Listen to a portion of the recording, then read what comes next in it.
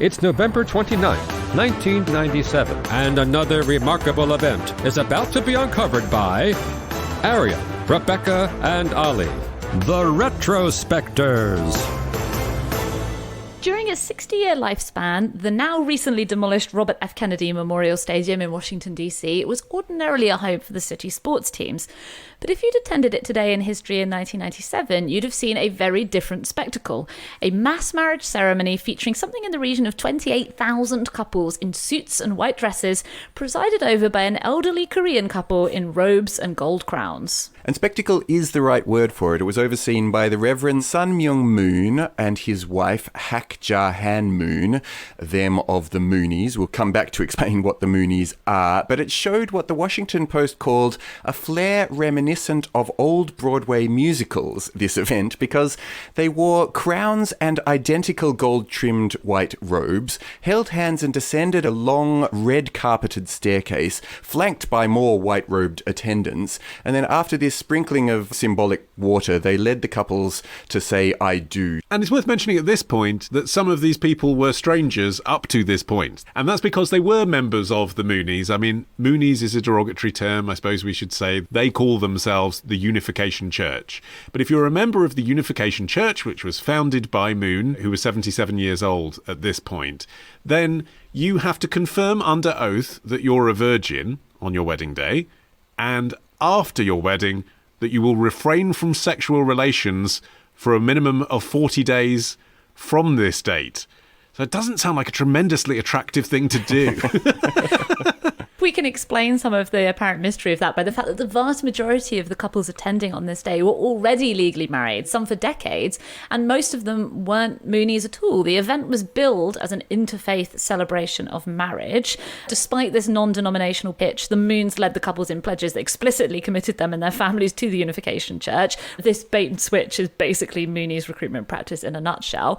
But the big draw for those with no connection to the church was Whitney Houston, who was reportedly due to collect $1 million for a scheduled 45-minute gig at the post-marriage party, the reception, if you will, although she unfortunately pulled out at the last minute, so they had to make do with non-Whitney Houston act and a firework display. So, I mean, how you felt about this probably depended on what you paid for your ticket, because the ticket prices started at $35 a head, later reduced to $40 a couple, and finally they were given away to fill the stadium. Well, this was the thing, that to an extent, part of what they were trying to do was put on a big PR show, because this was, after all, an effort to raise the profile of the Unification Church, and so they really needed to hit a number that even plausibly could look like it vaguely filled the stadium, and so that's why they came up with these inducements of a big concert by Whitney Houston, who was actually scheduled to play. She wasn't just a draw card that never existed. She did actually pull out just 2 hours before the concert was meant to take place. Yeah, and what's not clear, by the way, is whether she pulled out because this coincided, actually, unfortunately, with her becoming very dependent on hard drugs, or whether she'd suddenly developed a conscience because there was this incredible pressure on her to pull out. People saying, do you realise who you're singing to?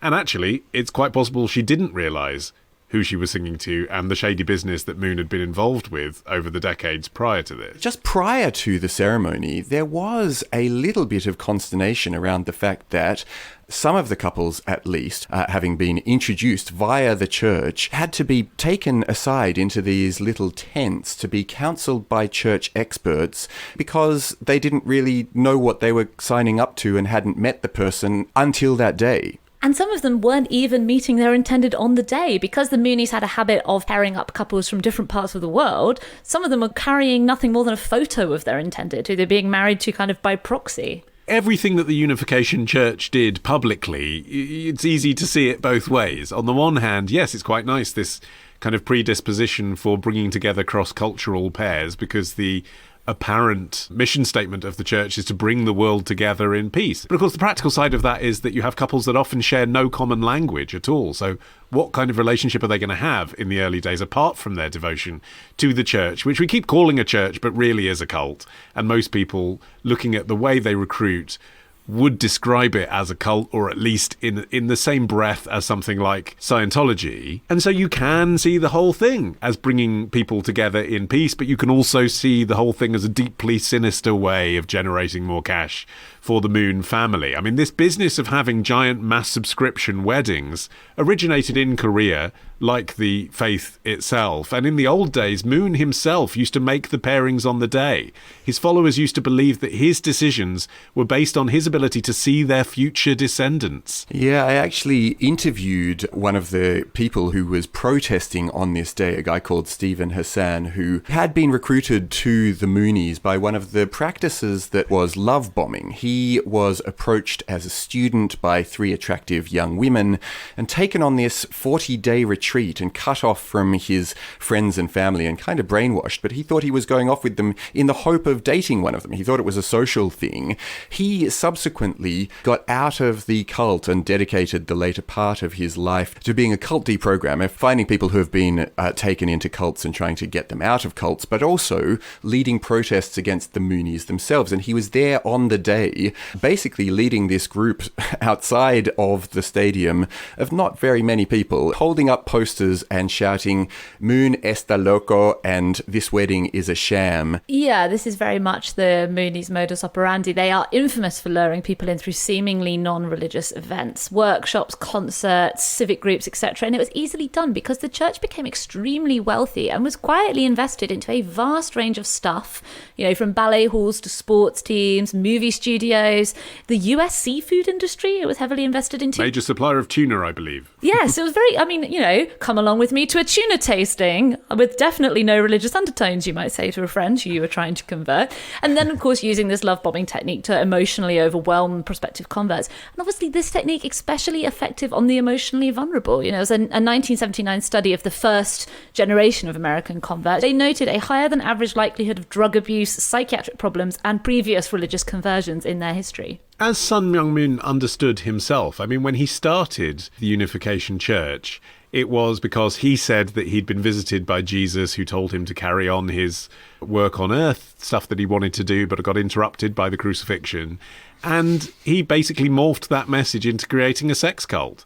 I mean, literally went around telling people, God told me to sleep with this 17-year-old girl, so that's how we're going to start continuing his work to begin with. And then what was interesting is, when the religion moved to the United States, it became quite puritanical, but still ultimately using sex as leverage.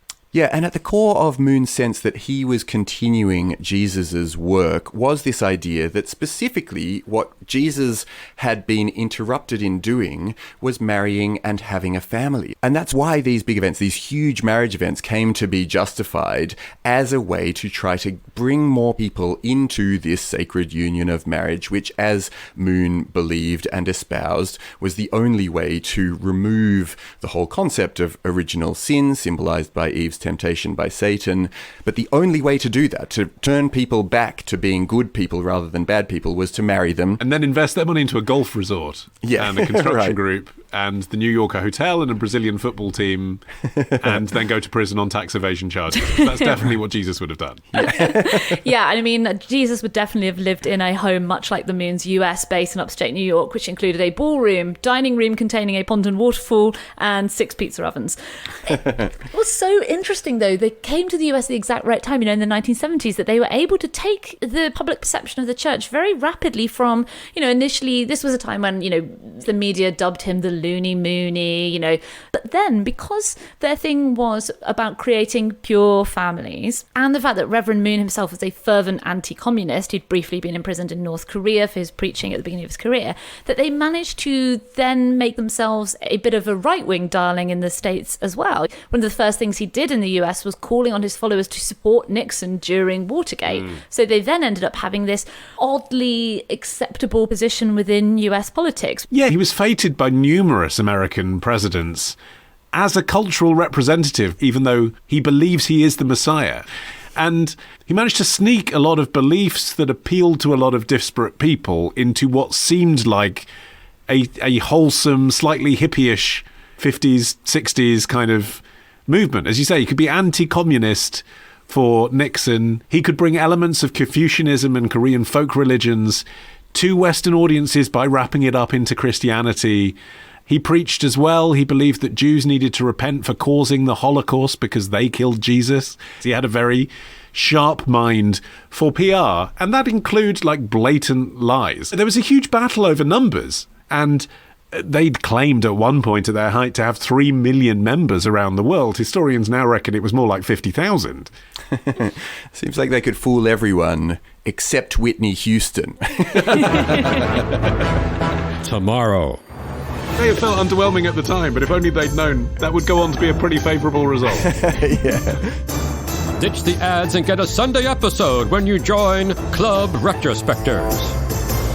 Patreon.com/Retrospectors.